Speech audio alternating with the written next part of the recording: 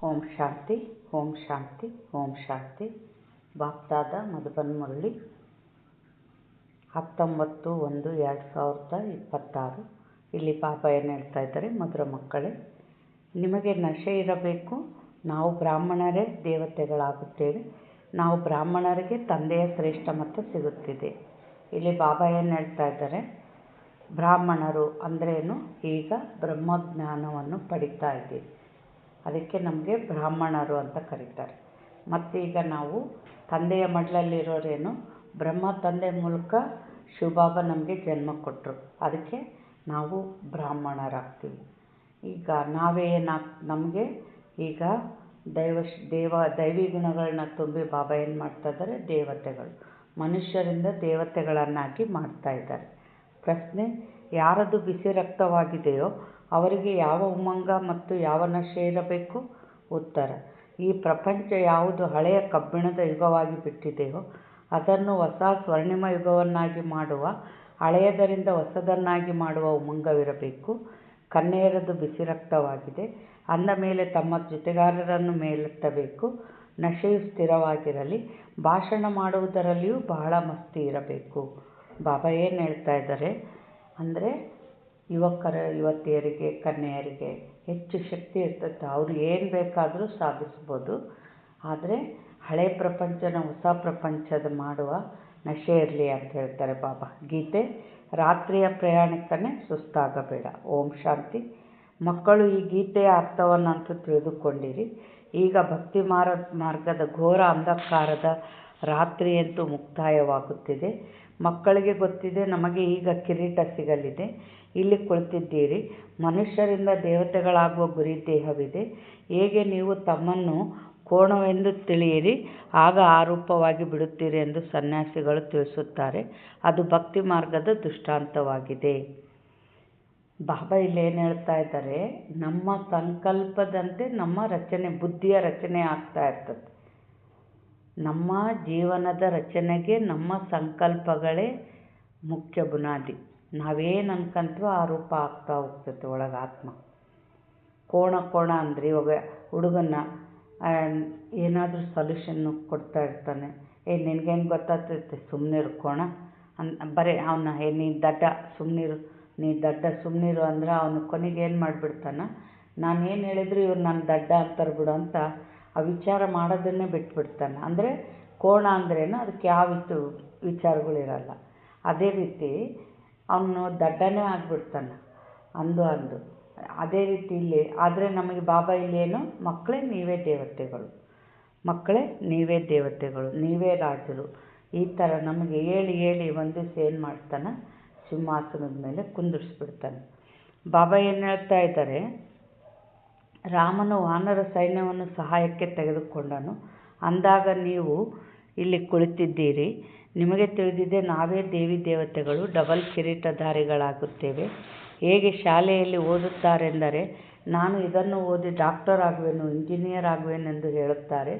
ಹಾಗೆಯೇ ನೀವು ಸಹ ತಿಳಿದುಕೊಂಡಿದ್ದೀರಿ, ಈ ವಿದ್ಯೆಯಿಂದ ನಾವೇ ದೇವಿ ದೇವತೆಗಳಾಗುತ್ತಿದ್ದೇವೆ. ಈ ಶರೀರವನ್ನು ಬಿಡುತ್ತೇವೆ, ಮತ್ತು ನಂತರದ ಜನ್ಮದಲ್ಲಿ ನಮಗೆ ಕಿರೀಟ ಸಿಕ್ಕಿಬಿಡುತ್ತದೆ. ಬಾಬಾ ಏನು ಹೇಳಿದರು, ನರನಿಂದ ನಾರಾಯಣ, ನಾರಿಯಿಂದ ಶ್ರೀಲಕ್ಷ್ಮಿಯನ್ನಾಗಿ ಮಾಡ್ತಾರೆ. ಅಂದ್ರೇನು, ಇದೇ ಆತ್ಮದಾಗೆ ದೈವಶಕ್ತಿ ಇದ್ದಾಗ ದೇವತೆಗಳಂತ ಕರೀತಾರೆ, ಕೆಟ್ಟ ಗುಣಗಳಿದ್ದಾಗ ಮನುಷ್ಯರಂತ ಕರೀತಾರೆ. ಈಗ ನಮ್ಮಲ್ಲಿ ಕೆಟ್ಟ ಗುಣಗಳಿವೆ, ಮತ್ತು ಬಾಬಾ ದೈವಶಕ್ತಿ ತುಂಬಿ ನಮ್ಮನ್ನು ಏನು ಮಾಡ್ತಾರೆ, ದೇವತೆಗಳನ್ನಾಗಿ ಮಾಡ್ತಾರೆ. ಬಾಬಾ ಏನಂತಾರೆ, ಇದಂತೂ ಬಹಳ ಕೊಳಕು ಚೀಚಿ ಪ್ರಪಂಚವಲ್ಲವೇ? ಹೊಸ ಪ್ರಪಂಚವು ಸುಂದರ ಪ್ರಪಂಚವಾಗಿದೆ, ಹಳೆಯ ಪ್ರಪಂಚವು ಸಂಪೂರ್ಣ ಕನಿಷ್ಠ ಪ್ರಪಂಚವಾಗಿದೆ. ಇದಂತೂ ಸಮಾಪ್ತಿಯಾಗುವುದಿದೆ. ಹೊಸ ಪ್ರಪಂಚದ ಮಾಲೀಕರನ್ನಾಗಿ ಮಾಡುವವರು ಅವಶ್ಯವಾಗಿ ವಿಶ್ವದ ರಚಯಿತನೇ ಆಗಿರುವರು, ಮತ್ಯಾರೂ ಓದಿಸಲು ಸಾಧ್ಯವಿಲ್ಲ. ಶಿವ ತಂದೆಯೇ ನಿಮಗೆ ಓದಿಸಿ ಕಲಿಸಿಕೊಡುತ್ತಾರೆ.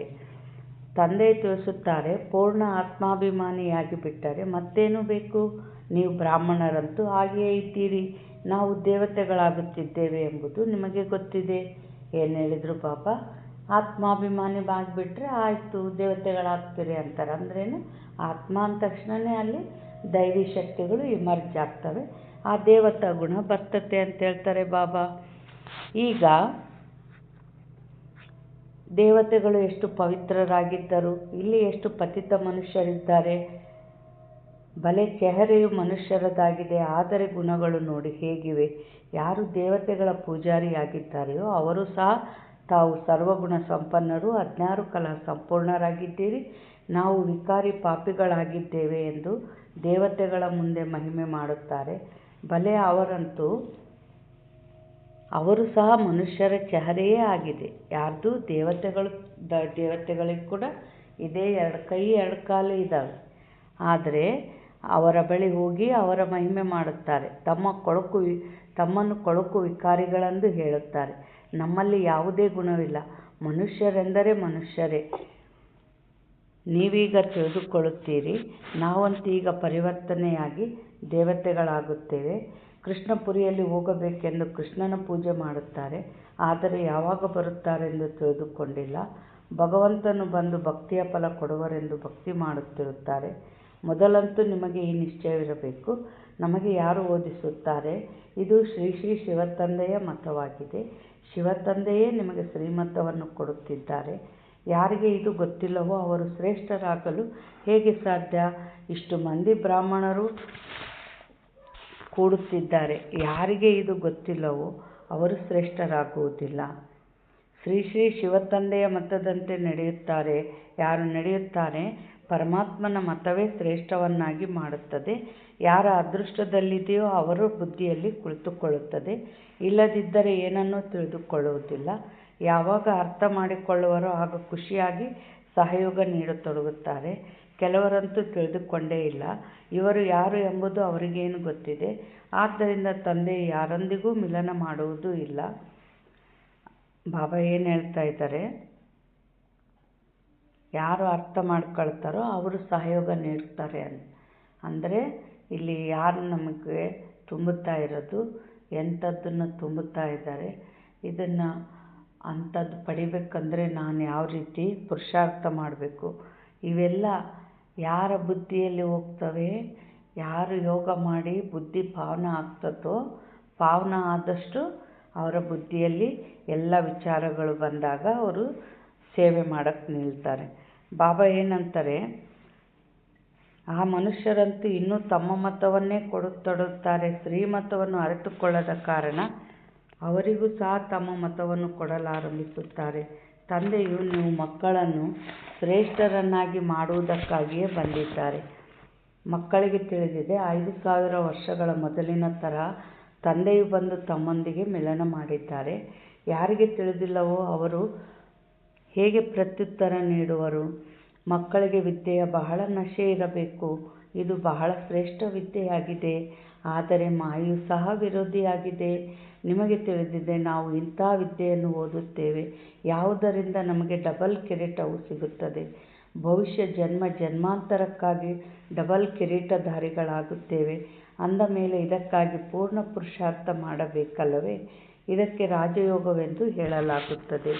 ಎಷ್ಟು ಅದ್ಭುತವಾಗಿದೆ! ತಂದೆಯು ಯಾವಾಗಲೂ ತಿಳಿಸುತ್ತಾರೆ, ಲಕ್ಷ್ಮೀನಾರಾಯಣರ ಮಂದಿರದಲ್ಲಿ ಹೋಗಿ ಪೂಜಾರಿಗೂ ನೀವು ತಿಳಿಸಿ. ಪೂಜಾರಿಗಳು ಸಹ ಮತ್ತೆ ಅನ್ಯರಿಗೆ ತಿಳಿಸಲಿ. ಈ ಲಕ್ಷ್ಮೀನಾರಾಯಣರಿಗೂ ಈ ಪದವಿ ಹೇಗೆ ಸಿಕ್ಕಿತು? ಅವರು ವಿಶ್ವದ ಮಾಲೀಕರು ಹೇಗಾದರು? ಹೀಗೆ ತಿಳಿಸುವುದರಿಂದ ಪೂಜಾರಿಗಳಿಗೂ ಮಾನ್ಯತೆ ಸಿಗುವುದು. ನೀವು ಹೇಳಿರಿ, ನಾವು ಈ ಲಕ್ಷ್ಮೀನಾರಾಯಣರಿಗೆ ಈ ರಾಜ್ಯವು ಹೇಗೆ ಸಿಕ್ಕಿತು ಎಂಬುದನ್ನು ನಿಮಗೆ ತಿಳಿಸುತ್ತೇವೆ. ಗೀತೆಯಲ್ಲಿಯೂ ಸಹ ಭಗವಾನ್ ವಾಕ್ಯ ಇದೆಯಲ್ಲವೇ? ನಾನು ನಿಮಗೆ ರಾಜಯೋಗವನ್ನು ಕಲಿಸಿ ರಾಜರಿಗೂ ರಾಜರನ್ನಾಗಿ ಮಾಡುತ್ತೇನೆ. ನೀವು ಸ್ವರ್ಗವಾಸಿಗಳಾಗುತ್ತೀರಿ ಅಲ್ಲವೇ? ಅಂದ ಮೇಲೆ ನಾವೇ ಈ ರೀತಿಯಾಗುತ್ತೇವೆಂದು ನೀವು ಮಕ್ಕಳಿಗೆ ಎಷ್ಟೊಂದು ನಶೆ ಇರಬೇಕು. ತಮ್ಮ ಚಿತ್ರ ಹಾಗೂ ರಾಜಧಾನಿಯ ಚಿತ್ರ ಇದರ ಜೊತೆಯಲ್ಲಿ ತೆಗೆಯಿರಿ. ಕೆಳಗೆ ನಿಮ್ಮ ಚಿತ್ರ, ಮೇಲೆ ರಾಜಧಾನಿಯ ಚಿತ್ರವಿರಲಿ. ಇದರಲ್ಲಿ ಖರ್ಚೇನೂ ಇಲ್ಲ. ರಾಜನ ಪೋಷಾಕ್ ಕೂಡಲೇ ಮಾಡಿಸಬಹುದು. ಅಂದರೆ ಬಾಬಾ ಏನಂತಾರೆ? ಈ ಥರ ಲಕ್ಷ್ಮೀನಾರಾಯಣನ ಥರ ಕಿರೀಟ ಇಟ್ಕೊಂಡು ಪೀತಾಂಬರ ಉಟ್ಕೊಂಡು ಫೋಟೋ ತಕ್ಕೊಳ್ರಿ. ಈ ಥರ ನಾನು ಆಗಬೇಕು, ಈ ಥರ ನಾನು ಆಗಬೇಕು, ಆ ಗುಣಗಳು ಲಕ್ಷಣಗಳು ಈಗ ನನಗೆ ಬರ್ತಾ ಇದ್ದಾವ, ನಿಮ್ಮನ್ನು ನೀವು ಚೆಕ್ ಮಾಡ್ಕೊಳ್ರಿ ಅಂತ ಬಾಬಾ ಹೇಳ್ತಾ ಇದ್ದಾರೆ.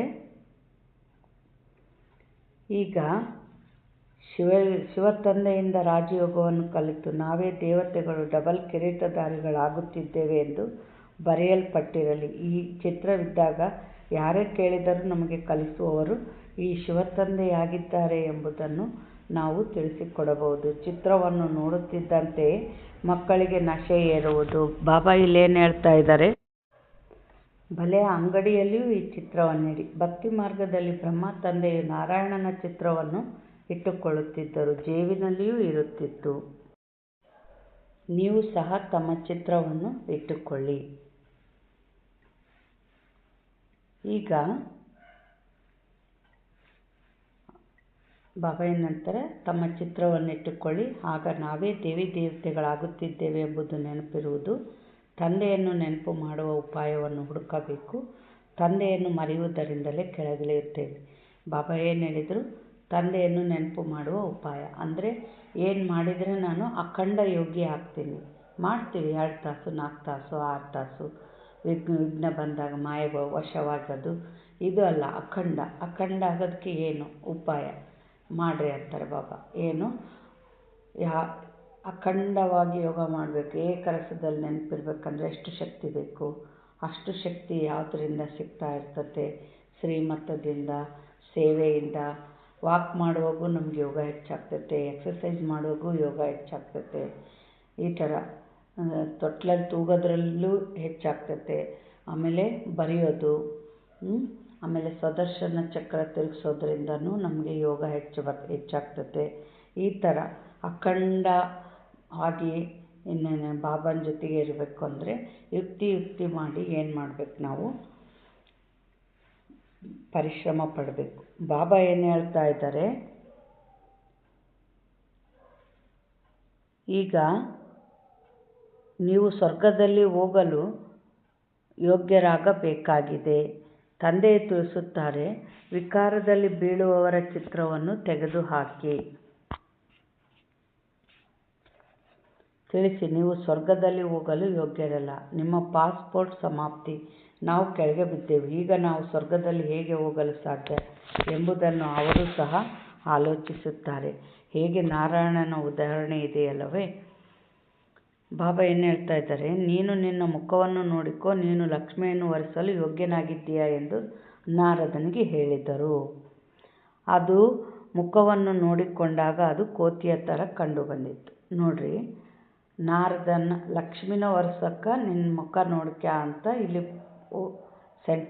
ಸೆಂಟೆನ್ಸ್ ಐತೆ. ಇವಾಗ ಲಕ್ಷ್ಮಿನ ಯಾರು ಒರೆಸ್ತಾರೆ? ನಾರಾಯಣ ಒರೆಸ್ತಾನೆ. ಮತ್ತು ನಾರದ ಲಕ್ಷ್ಮಿನ ಒರೆಸ್ತಾನೆ. ಯಾಕೆ ಈ ಪಾಯಿಂಟ್ ಐತೆ? ಲಕ್ಷ್ಮಿ ಅಂದರೆ ಆ ಸಿಂಹಾಸನದ ಹೆಸರು. ಅದು ಅಂದರೆ ನೀನು ಮಹಾರಾಣಿ ಪಟ್ಟದಲ್ಲಿ ಕೂತ್ಕೋಬೇಕಂದ್ರೆ ಅದಕ್ಕೆ ಯೋಗ್ಯತೆ ಇರೋಷ್ಟು ಪುರುಷಾರ್ಥ ಮಾಡಿರಾ? ನಿಮ್ಮನ್ನು ನೀವು ಚೆಕ್ ಮಾಡ್ಕೊಳ್ರಿ ಅಂತ ಇಲ್ಲಿ ಬಾಬಾ ಹೇಳ್ತಾ ಇದ್ದಾರೆ. ಈಗ ತಂದೆಯು ಎಲ್ಲ ಯುಕ್ತಿಗಳನ್ನು ತಿಳಿಸುತ್ತಾರೆ, ಆದರೆ ವಿಶ್ವಾಸವನ್ನು ಇಡಬೇಕಲ್ಲವೇ? ವಿಕಾರದ ನಶೆಯು ಬರುತ್ತಿದ್ದರೆ ಈ ಲೆಕ್ಕದಿಂದ ನಾವು ರಾಜಾದಿರಾಜ ಡಬಲ್ ಕಿರೀಟಧಾರಿಗಳು ಹೇಗಾಗಲು ಸಾಧ್ಯ ಎಂಬುದನ್ನು ತಿಳಿದುಕೊಳ್ಳುವರು. ಪುರುಷಾರ್ಥವನ್ನಂತೂ ಮಾಡಲೇಬೇಕಲ್ಲವೇ? ಇಂಥ ಯುಕ್ತಿಗಳನ್ನು ರಚಿಸಿ ಎಲ್ಲರಿಗೂ ತಿಳಿಸುತ್ತಾ ಇರಿ ಎಂದು ತಂದೆಯು ಸಲಹೆ ನೀಡುತ್ತಿರುತ್ತಾರೆ. ಆ ರಾಜಧಾನಿಯು ಸ್ಥಾಪನೆಯಾಗುತ್ತಿದೆ. ವಿನಾಶವು ಸಮ್ಮುಖದಲ್ಲಿ ನಿಂತಿದೆ. ಪ್ರತಿದಿನ ಬಿರುಗಾಳಿಗಳು ಜೋರಾಗುತ್ತಾ ಹೋಗುತ್ತವೆ. ಬಾಂಬು ಇತ್ಯಾದಿಗಳು ಸಹ ತಯಾರಾಗುತ್ತಿವೆ. ಈಗಂತೂ ನೋಡ್ರಿ, ಅಮೇರಿಕಾ ಯುದ್ಧ ಮಾಡೋಕ್ಕೆ ತಯಾರಾಗ್ತೈತೆ. ಅಮೇರಿಕಾ ಯುರೋಪ್ ನಡುವೆ ಯುದ್ಧ ಶುರುವಾಗ್ತಾ ಇದೆ, ರೆಡಿ ಆಗ್ತಾ ಇದ್ದಾರೆ. ಆಗಲೇ ಇವಾಗ ಅಮೇರಿಕಾ ಯುರೋಪ್ ನಡುವೆ ಯುದ್ಧ ಶುರುವಾಯ್ತಂದರೆ ಆಯ್ತು, ಅದು ನಿಂದ್ರಲ್ಲ, ವಿನಾಶ ಸ್ಟಾರ್ಟ್. ಬಾಬಾ ಏನು ಹೇಳ್ತಾ ಇದ್ದಾರೆ? ನೀವು ಭವಿಷ್ಯ ಶ್ರೇಷ್ಠ ಪದವಿಯನ್ನು ಪಡೆಯುವುದಕ್ಕಾಗಿ ವಿದ್ಯೆಯನ್ನು ಓದುತ್ತೀರಿ. ನೀವು ಒಂದೇ ಬಾರಿ ಪತಿತರಿಂದ ಪಾವನರಾಗುತ್ತೀರಿ. ನಾವು ನರಕವಾಸಿಗಳಾಗಿದ್ದೇವೆ ಎಂಬುದನ್ನು ಮನುಷ್ಯರು ತಿಳಿದುಕೊಳ್ಳುವುದಿಲ್ಲ. ಏಕೆಂದರೆ ಕಲ್ಲು ಬುದ್ಧಿಯವರಾಗಿದ್ದಾರೆ. ಅಂದರೆ ಮೊದಲು ತಂದೆ ತಾಯಿಗೆ ಎಷ್ಟು ಗೌರವ ಕೊಡ್ತಿದ್ರು, ದೇವ್ರ ಸಮಾನ ಅಂತಿದ್ರು. ನಮಗಾಗಿ ತಮ್ಮ ಜೀವನನೆಲ್ಲ ನಮಗೆ ಕೊಟ್ಟಿದ್ದಾರೆ, ದೇವ್ರ ಸಮಾನ ಅಂತ. ಈಗ ಮಕ್ಕಳಿಗೆ ತಂದೆ ತಾಯಿ ನಮಗಾಗಿ ಕಷ್ಟಪಡ್ತಾರೆ ಅನ್ನೋ ವಿಚಾರ ಇಲ್ದಂಗೆ ತಂದೆ ತಾಯಿಗೆ ದುಃಖ ಕೊಡ್ತಿರ್ತಾರೆ. ಯಾಕೆ? ಕಲ್ಲು ಬುದ್ಧಿಯಲ್ಲಿ ಏನು ವಿಚಾರಗಳು ನಡೆಯೋದಿಲ್ಲ. ಬಾಬಾ ಏನಂತಾರೆ, ನೀವೀಗ ಕಲ್ಲು ಬುದ್ಧಿಯವರಿಂದ ಪಾರಸ ಬುದ್ಧಿಯವರಾಗುತ್ತಿದ್ದೀರಿ. ಅದೃಷ್ಟದಲ್ಲಿದ್ದರೆ ಕೂಡಲೇ ತಿಳಿದುಕೊಳ್ಳುವರು, ಇಲ್ಲವೆಂದರೆ ನೀವೆಷ್ಟಾದರೂ ತಲೆ ಕೆಡಿಸಿಕೊಳ್ಳಿ. ಬುದ್ಧಿಯಲ್ಲಿ ಕುಳಿತುಕೊಳ್ಳುವುದಿಲ್ಲ.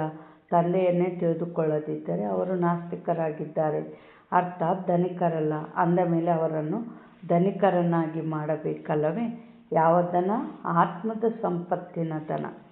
ಯಾವಾಗ ಶಿವತಂದೆಯ ಮಕ್ಕಳಾಗಿದ್ದೀರಿ ಅಂದ ಮೇಲೆ ಇಲ್ಲಿ ಯಾರಿಗೆ ಜ್ಞಾನವಿದೆಯೋ ಅವರು ತಮ್ಮ ಮಕ್ಕಳನ್ನು ವಿಕಾರಗಳಿಂದ ರಕ್ಷಿಸುತ್ತಾರೆ. ಅಜ್ಞಾನಿಗಳು ತಮ್ಮಂತೆ ಮಕ್ಕಳನ್ನು ವಿಕಾರದಲ್ಲಿ ಸಿಲುಕಿಸುತ್ತಾರೆ.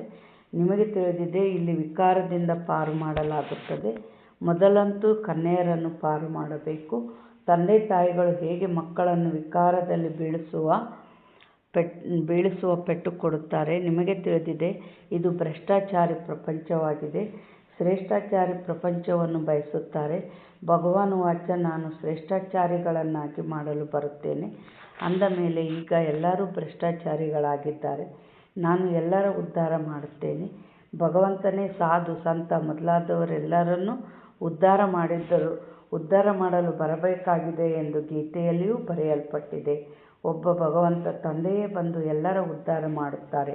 ನೀವೀಗ ಆಶ್ಚರ್ಯಪಡುತ್ತೀರಿ, ಮನುಷ್ಯರು ಎಷ್ಟೊಂದು ಕಲ್ಲು ಬುದ್ಧಿಯವರಾಗಿದ್ದಾರೆ. ಈ ಸಮಯದಲ್ಲಿ ದೊಡ್ಡವರಿಗೆ ಒಂದು ವೇಳೆ ಗೀತೆಯ ಭಗವಂತನು ಶಿವನಾಗಿದ್ದಾರೆ ಎಂಬುದು ಅರ್ಥವಾಗಿ ಬಿಟ್ಟರೆ ಏನಾಗುವುದೋ ಗೊತ್ತಿಲ್ಲ. ಅಹಂಕಾರವು ಹೇಳುತ್ತದೆ. ಅಂದರೆ ಈಗ ಮಠಾಧೀಶರು ಕುಂತಾರ, ಅವ್ರೇನ ಭಗವಂತ ಬಂದಾನೆ ಅನ್ನೋದು ಅವ್ರ ಬಾಯಿಂದ ಬಂತಂದರೆ ಕೆಲವರಿಗೆ ಮತ್ತು ಭಕ್ತರಿಗೆ ಇದೆಲ್ಲ ಅರ್ಥ ಆಗಲ್ಲಲ್ಲ. ಇವರೇನು ಓಂ ಶಾಂತಿ ಸೇರಿದ್ರಂತ ಮತ್ತು ಅಲ್ಲೋಲ ಕಲ್ಲೋಲ ಆಗ್ತತೆ ಅಂತ, ಆಕಾರ ಎದ್ದೊಳ್ತಂತ ಹೇಳ್ತಾರೆ ಬಾಬಾ. ಆದರೆ ಇನ್ನೂ ತಡವಿದೆ. ಇಲ್ಲದಿದ್ದರೆ ಎಲ್ಲ ಸಿಂಹಾಸನಗಳು ಒಮ್ಮೆಲೆ ಅಲುಗಾಡುತ್ತಿದ್ದವು. ಅನೇಕರ ಸಿಂಹಾಸನಗಳು ಅಲುಗಾಡುತ್ತವೆಯಲ್ಲವೇ?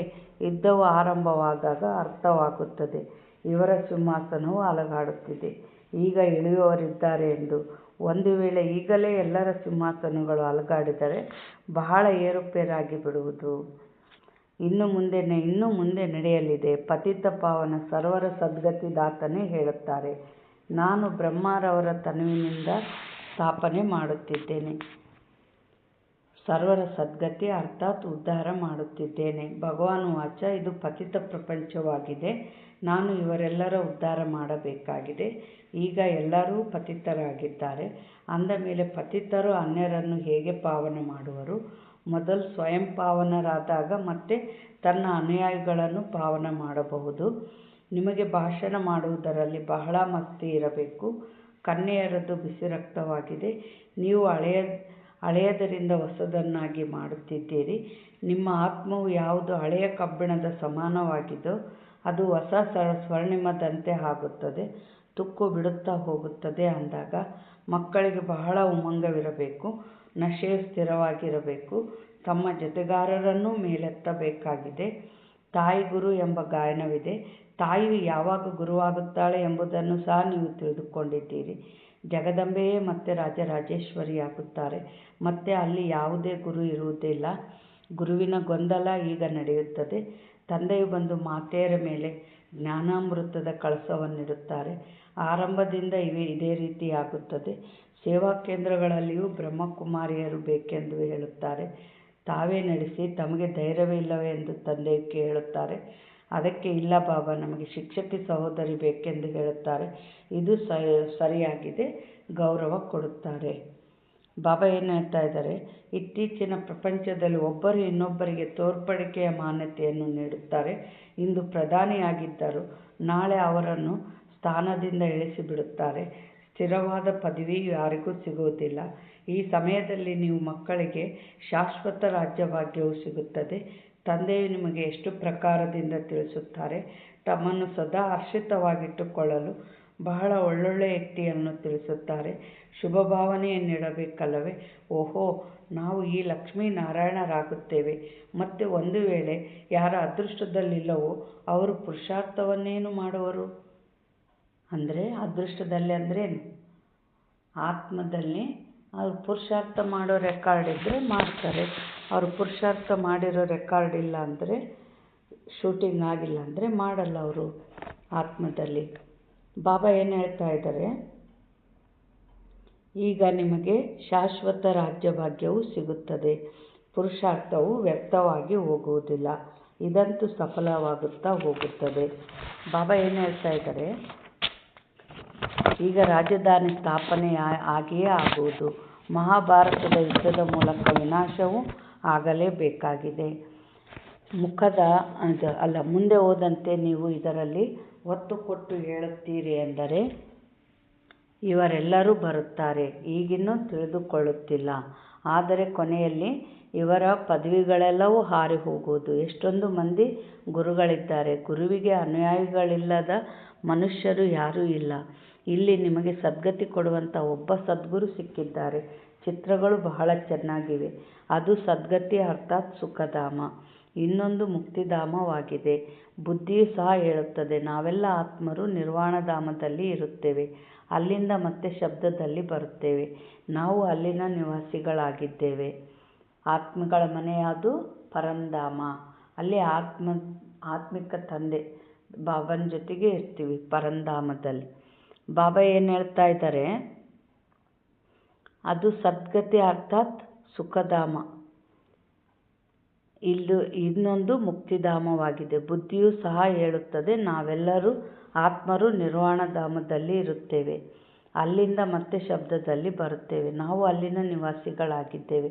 ಈ ಆಟವೇ ಭಾರತದ ಮೇಲೆ ಮಾಡಲ್ಪಟ್ಟಿದೆ. ಶಿವ ಜಯಂತಿಯನ್ನು ಇಲ್ಲೇ ಆಚರಿಸುತ್ತಾರೆ.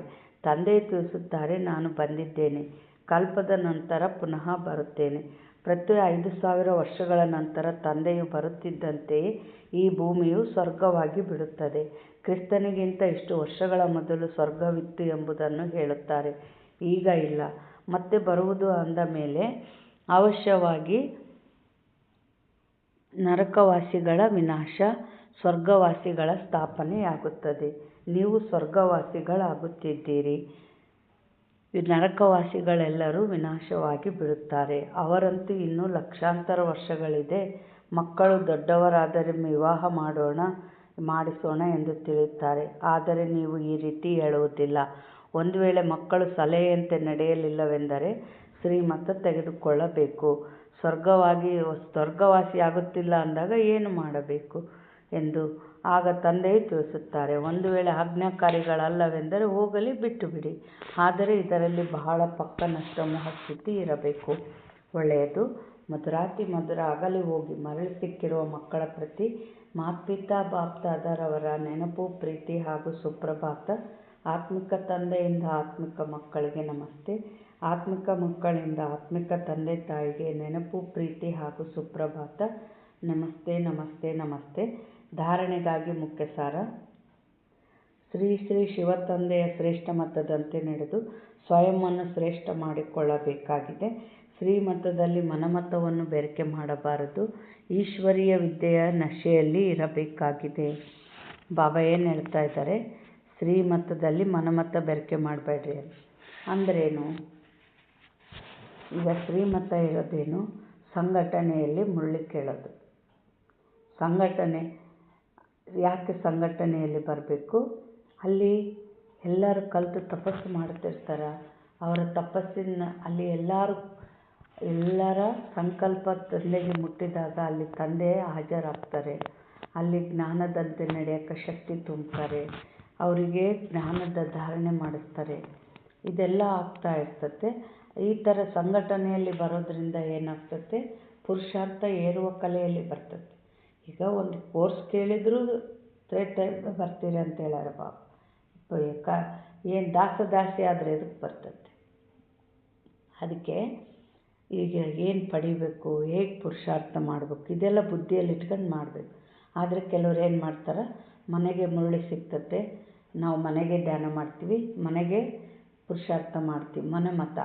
ಇವಾಗ ಕೆಲವರು ಸೀನಿಯರ್ಸು, ಅವರಿಗೆ ಎಲ್ಲ ಗೊತ್ತು, ಇನ್ನೇನು ಮನೆಗೆ ಮಾಡ್ಬೋದು ಅಂತ ಬಿಡ್ತಾರೆ. ಎಲ್ಲ ಗೊತ್ತು, ಅಟ್ಲೀಸ್ಟ್ ನಾವು ಅಲ್ಲಿ ವೈಬ್ರೇಷನ್ ಆಡಬೇಕು. ತಪಸ್ಸಿನ ಶಕ್ತಿಶಾಲಿ ವೈಬ್ರೇಷನ್ ತುಂಬಿ ಹೊಸಬರು ಬಂದಾಗ ಅವರು ಒಂದು ಶಾಂತಿ ಅನುಭವ ಮಾಡಬೇಕು. ಅದು ಆತ್ಮ ಪರಂಧಾಮಕ್ಕೆ ಹಾರ್ತಿರಲ್ಲ. ಅಲ್ಲಿ ಸೇವಾ ಕೇಂದ್ರಕ್ಕೆ ಬಂದರೆ ಅವರು ಅಂದರೆ ಪರಂಧಾಮದಲ್ಲಿ ಬಾಬಾನ ಅನುಭವ ಮಾಡಬೇಕು. ಇಂಥವೆಲ್ಲ ಮಾಡಿದಾಗ ಇನ್ನೂ ಅವರು ಹೆಚ್ಚು ಖುಷಿ ಪಡ್ತಾರೆ. ಈ ಥರ ಸಹಯೋಗ ಕೊಡ್ಬೋದಲ್ಲ. ಬಂದು ನಾವು ಏನು ಮಾಡಬೇಕು, ವೈಬ್ರೇಷನ್ ತುಂಬಬೇಕಲ್ಲ, ಆತ್ಮಗಳ ಕಲ್ಯಾಣ ಮಾಡಬೇಕಲ್ಲ. ಆದರೆ ಮನಮತದಂತೆ ಏನು ಮಾಡ್ತಾರೆ, ಮನೆಯಲ್ಲೇ ಕುಳಿತು ಬಿಡ್ತಾರೆ. ಈ ಥರ ಮನಮತ ಮಾಡಬಾರ್ದು ಅಂತ ಬಾಬಾ ಹೇಳ್ತಾರೆ. ತಮ್ಮ ಜೊತೆಗಾರರ ಕಲ್ಯಾಣದ ವ್ಯಕ್ತಿಗಳನ್ನು ರಚಿಸಬೇಕಾಗಿದೆ.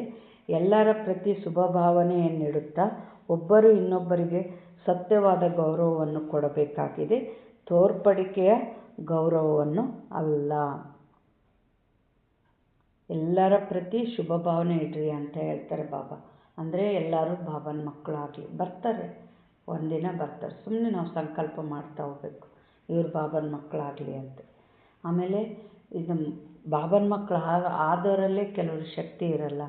ಆದರೆ ಇದು ಶ್ರೇಷ್ಠ ಪುರುಷಾರ್ಥಿ ಆಗಲಿ ಬಾಬಾ ಅಂತ ಶುಭ ಸಂಕಲ್ಪ ಮಾಡೋದು, ಅವರಿಗೆ ಶಕ್ತಿ ತುಂಬೋದು, ಈ ಥರ ಶುಭ ಭಾವನೆ ಶುಭ ಕಾಮನೆ ಇರಲಿ ಅಂತ ಹೇಳ್ತಾರೆ ಬಾಬಾ. ನಿನ್ನೆ ಹೇಳಿದ್ರಲ್ಲ ಬಾಬಾ, ನಾವೆಲ್ಲ ಒಂದೇ ಪರಿವಾರ ಅಂದಮೇಲೆ ಒಬ್ರದ್ದೊಬ್ಬರು ಬಲಹೀನತೆ ನೋಡೋದು, ಮಾತುಗಳನ್ನ ಹರಡೋದು, ಈ ಥರ ಎಲ್ಲ ಮಾಡಬಾರ್ದು.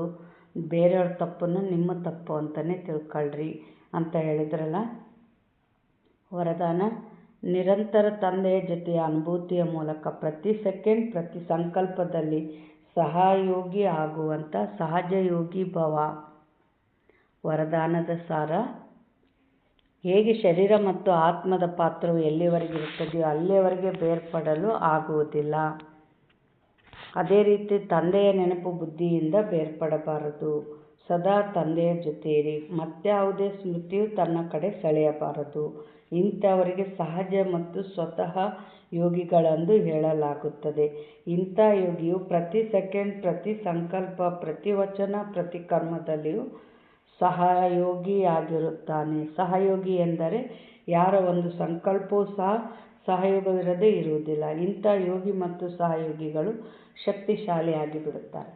ಬಾಬಾ ಏನಂದರು, ಸದಾ ಬಾಬಾ ನೆನಪು ಮಾಡಿ ಎಲ್ಲ ಖಜಾನೆ ಭರ್ಪೂರಾಯಿತು ಅಂದರೆ ಏನು ಮಾಡ್ತೀವಿ, ಮತ್ತು ಎಲ್ಲರಿಗೂ ಸಹಯೋಗ ಕೊಡ್ತಾ ಹೋಗ್ತೀವಿ, ತುಂಬ್ತಾ ಹೋಗ್ತೀವಿ.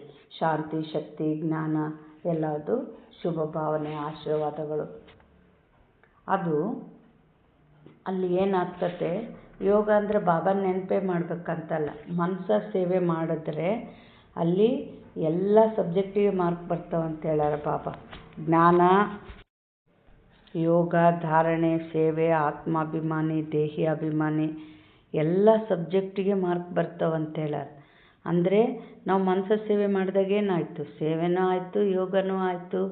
ಅಂದರೆ ಅಲ್ಲಿ ಮನಸ ಸೇವೆ ಮಾಡೋದಂಗಲ್ಲ, ಶಕ್ತಿ ತುಂಬಿದಂಗಲ್ಲ, ಇನ್ನೂ ಹೆಚ್ಚು ಹೆಚ್ಚು ಯೋಗ ಆಗ್ತದೆ. ಸಹಜ ಯೋಗಿ, ಸಹಯೋಗಿ ಎರಡೂ ಆಗ್ತಾ ಹೋಗ್ತೀವಿ, ಅವರೇ ಶಕ್ತಿಶಾಲಿ ಆಗಿಬಿಡ್ತಾರೆ ಅಂತ ಬಾಬಾ ಇಲ್ಲಿ ವರದಾನ ಕೊಡ್ತಾ ಇದ್ದಾರೆ. ಸ್ಲೋಗನ್: ಸಮಸ್ಯೆ ಸ್ವರೂಪರಾಗುವ ಬದಲು ಸಮಸ್ಯೆಯನ್ನು ಪರಿಹರಿಸುವ ಸ್ವರೂಪರಾಗಿರಿ. ಅಂದರೆ ಬಾಬಾ ಎಲ್ಲ ಖಜಾನೆಗಳನ್ನ ಕೊಟ್ಟಿದ್ದಾನೆ, ವಿಧಿವಿಧಾನಗಳನ್ನ ಅರಿಬೇಕು, ಅನುಭವ ಇರೋರನ್ನ ಕೇಳಬೇಕು, ಯಾವ ರೀತಿ ನಾವು ಪ್ರಾಬ್ಲಮ್ ಸಾಲ್ವ್ ಮಾಡ್ಕೋಬೇಕು. ಕೆಲವರೇನು ಬಾಬಾಗೆ ಸಂಕಲ್ಪ ಮಾಡ್ತಿರ್ತಾರೆ, ಬಾಬಾ ನಂದು ಹಿಂಗೈತೆ ಅಂತ. ಬಾಬಾ ಏನು ಹೇಳ್ತಾರೆ, ಪಾಪ ಮಾಡುವಾಗ ನನ್ನೇನು ಕೇಳಿದ್ರೇನು, ಈಗ ಯಾಕೆ ನನಗೆ ಹೇಳ್ತೀರಿ, ಆಮೇಲೆ ನಿಮ್ಮ ಪ್ರಾಬ್ಲಮ್ ನೀವು ಸಾಲ್ವ್ ಮಾಡ್ಕೊಳ್ರಿ, ಎಲ್ಲ ಖಜಾನೆ ಕೊಟ್ಟಿದ್ದೀನಿ ಅಂತಾರೆ ಬಾಬಾ. ಆಮೇಲೆ ಇನ್ನೊಂದೇನು, ಇಲ್ಲಿ ನಾವು ಬಾಬಾ ಮಾಡ್ಕೊಡೋಕೆ ಒಂದು ಸೆಕೆಂಡ್ ಹಿಡಿಯಲ್ಲ, ಇಲ್ಲಿ ನಾವು ಸಮಸ್ಯೆಗಳನ್ನ ಬಗೆಹರಿಸ್ಕೊಳ್ಳೋದು ಒಂದು ವಿಧಾನ, ಯುಕ್ತಿ ನಮ್ಮಲ್ಲಿ ಬಂತು ಅಂದರೆ ಅಲ್ಲಿ ಮತ್ತೆ ದ್ವಾಪರ್ಲಿಂದ ನಮ್ಮ ಸಮಸ್ಯೆಗಳು ಬಂದಾಗ ನಮ್ಮ ಪ್ರಾಬ್ಲಮ್ ನಾವೇ ಸಾಲ್ವ್ ಮಾಡ್ಕೊತೀವಿ. ಅದಕ್ಕೆ ನಮಗೆ ಪ್ರಾಬ್ಲಮ್ ಸಾಲ್ವ್ ಮಾಡ್ಕೊಳ್ರಿ ಅಂತಾರೆ ಬಾಬಾ. ಅದಕ್ಕೆ ಸಮಾಧಾನ ಸ್ವರೂಪರಾಗ್ರಿ. ಅವ್ಯಕ್ತ ಸೂಚನೆಗಳು: ತಮ್ಮ ಸ್ಥೂಲ ಮತ್ತು ಸೂಕ್ಷ್ಮ ಬಂಧನಗಳ ಪಟ್ಟಿಯನ್ನು ನಿಮ್ಮ ಮುಂದೆ ಇಡಿ. ಲಕ್ಷ್ಯ ಇಡಿ, ನನಗೆ ಬಂಧನ ಮುಕ್ತವಾಗಲೇಬೇಕು. ಈಗಿಲ್ಲವಾದರೆ ಮತ್ತೆ ಯಾವಾಗಲೂ ಇಲ್ಲ ಎಂಬ ಪಾಠವನ್ನು ಸದಾ ಪಕ್ಕ ಮಾಡಿಕೊಳ್ಳಿ. ಸ್ವತಂತ್ರತೆ ಬ್ರಾಹ್ಮಣ ಜನ್ಮದ ಅಧಿಕಾರವಾಗಿದೆ. ಸ್ವತಃ ನಿಮ್ಮ ಜನ್ಮಸಿದ್ಧ ಅಧಿಕಾರವನ್ನು ಪಡೆಯಿರಿ. ಜೀವನ್ಮುಕ್ತ ಸ್ಥಿತಿಯನ್ನು ಅನುಭವ ಮಾಡಿ. ನೀವು ನಿಮ್ಮನ್ನು ಗೃಹಸ್ಥಿ ಎಂದು ಕೊಳ್ಳುತ್ತೀರಿ. ಗೃಹಸ್ಥಿಯ ಬಲೆ ಬರುತ್ತದೆ. ಗೃಹಸ್ಥಿಯಾಗುವುದು ಅಂದರೆ ಬಲೆಯಲ್ಲಿ ಸಿಲುಕುವುದು. ಟ್ರಸ್ಟಿ ಅಂದರೆ ಮುಕ್ತ. ಇಲ್ಲಿ ಬಾಬಾ ಏನು ಹೇಳ್ತಾ ಇದ್ದಾರೆ, ಸೂಕ್ಷ್ಮ ಬಂಧನಗಳ ಪಟ್ಟಿ. ಕೆಲವರಿಗೆ ಯೋಗ ಮಾಡುವಾಗ ನಿದ್ರೆ ಬರ್ತಿರ್ತೈತೆ, ಅದು ಒಂದು ಬಂಧನ. ಹೌದಾ? ಸೇವೆಗೆ ಕಳಿಸೋದಿರ್ಬೋದು, ಸೇವಾ ಕೇಂದ್ರಗಳಿಗೆ ಹೋಗ್ತೀವಂದರೆ ಕಳಿಸ್ದೇ ಇರ್ಬೋದು, ಇನ್ನೊಂದು ಮತ್ತೊಂದು ಇದ್ದೇ ಇರ್ತವೆ. ಅವೆಲ್ಲ ಏನಾಗಬೇಕು? ಬಂಧನ ಮುಕ್ತ. ಹೆಚ್ಚು ಹೆಚ್ಚು ಯೋಗ ಮಾಡ್ದಂಗಲ್ಲ, ಆ ಎಲ್ಲ ಕರ್ಮದ ಲೆಕ್ಕಾಚಾರಗಳು ಭಸ್ಮವಾಗಿ ಅಲ್ಲೇನಾಗ್ತೈತೆ, ಬಂಧನ ಮುಕ್ತರಾಗ್ತೀವಿ. ಈ ಥರ ಸ್ವತಂತ್ರತೆ ನಮ್ಮ ಜನ್ಮಸಿದ್ಧ ಅಧಿಕಾರ. ನಾವು ಭಗವಂತನ ಮಡ್ಲಲ್ಲೇ ಸ್ವತಂತ್ರವಾಗಿಲ್ದವ್ರು ಇನ್ಯಾವಾಗ ಇರೋಕ್ಕಾಗ್ತೈತೆ? ಎಲ್ಲದನ್ನು ಪಡೆದು ಎಲ್ಲದನ್ನು ಅನುಭವ ಮಾಡಬೇಕು ಇವಾಗ ನಾವು. ಮತ್ತೇನು ಹೇಳಿದರು ಬಾಬಾ? ಗೃಹಸ್ಥಿ ಅನ್ಕೋಬೇಡ್ರಿ ಅಂತಾರೆ. ಅಂದ್ರೇನು? ನನ್ನ ಮನೆ, ನನ್ನ ಮಕ್ಕಳು, ನನ್ನ ಸಂಬಂಧಿಕರು, ನನ್ನ ವಸ್ತು ಇದೇ ಆಗ್ತೈತೆ. ಟ್ರಸ್ಟಿ ಎಲ್ಲ ಬಾಬಾ ನಿಂದೆ. ಈ ಮನೆ, ಈ ಮಕ್ಕಳು ಎಲ್ಲವೂ ನಿನ್ನವೇ, ನಂದೇನೂ ಇಲ್ಲ. ನಾನಿವಾಗ ನೀನು ಚೆನ್ನಾಗಿ ಪುರುಷಾರ್ಥ ಮಾಡಬೇಕು, ನಿಂದು ನೀನು ತಗೊಂಬಿಡು, ನಾನು ಟ್ರಸ್ಟಿ ಅಷ್ಟೇ. ಈ ಟ್ರಸ್ಟಿ ಭಾವನೆಯಲ್ಲಿರ್ರಿ, ಗೃಹಸ್ಥಿಯ ಬಲೆಯಲ್ಲಿ ಬೀಳಬೇಡ್ರಿ ಅಂತ ಬಾಬಾ ಹೇಳ್ತಾ ಇದ್ದಾರೆ. ಒಳ್ಳೆಯದು. ಓಂ ಶಾಂತಿ.